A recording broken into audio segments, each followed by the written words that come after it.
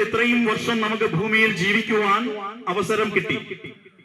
ചിലപ്പോൾ നമുക്ക് 30 വയസ്സായിരിക്കും, ചിലപ്പോൾ 40 വയസ്സായിരിക്കും, ചിലപ്പോൾ 50 അതല്ലെങ്കിൽ 60 വയസ്സായിരിക്കാം.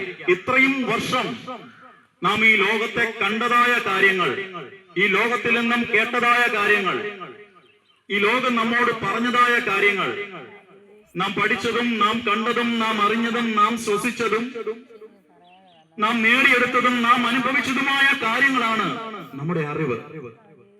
നിങ്ങളെ നിങ്ങളാക്കി മാറ്റിയത്, എന്നെ ഞാനാക്കി മാറ്റിയത്, നമ്മൾ ഓരോരുത്തരെയും നമ്മളാക്കി മാറ്റിയത് ഈ ലോകത്തിൽ നിന്നും നമ്മൾ സ്വാംശീകരിച്ചതായ അറിവുകളാണ്. അവ നമുക്ക് ലഭ്യമായത് നമ്മുടെ പഞ്ചേന്ദ്രിയങ്ങൾ കൊണ്ടാണ്. കണ്ണ് കാണുവാൻ കഴിയാത്ത ഒരു വ്യക്തിയെ സംബന്ധിച്ചും കാണാൻ പറ്റുന്ന കാര്യങ്ങളെ കുറിച്ചുള്ള വ്യക്തമായ ധാരണ, അറിവ് ഉണ്ടായിരിക്കണമെന്നില്ല. ചെവി കേൾക്കുവാൻ കഴിയാത്ത ഒരു വ്യക്തിക്ക് ഈ ലോകത്തിൽ നിന്നും എന്തെങ്കിലും കേട്ട് അറിയണമെന്നുണ്ടെങ്കിൽ അതിന് സാധിക്കാതെ വരുന്നു. നടക്കുവാൻ കഴിയാത്ത ഒരു വ്യക്തിക്ക്, അതിനുള്ള സാഹചര്യങ്ങൾ ഇല്ലാത്ത ഒരു വ്യക്തിക്ക് ലോകത്തിന്റെ പല കോണുകളിൽ ചെന്ന് അവയൊക്കെയും കാണുവാനും അറിവ് സമ്പാദിക്കുവാനുമുള്ള സാഹചര്യം ഇല്ലാതെ വരുന്നു.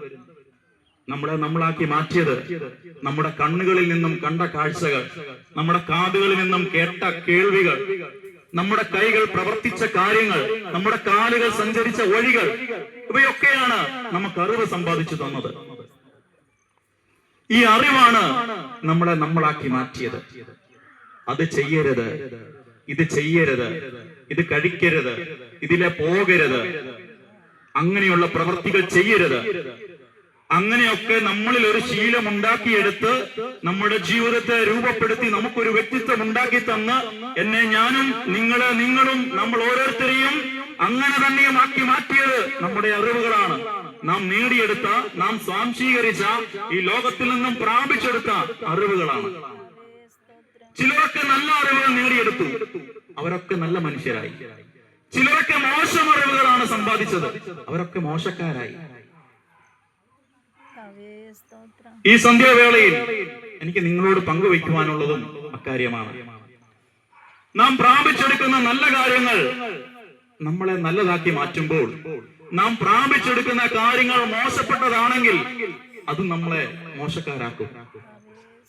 നാം ആരും മോശക്കാരായി പോകാതെ ഇരിക്കുവാൻ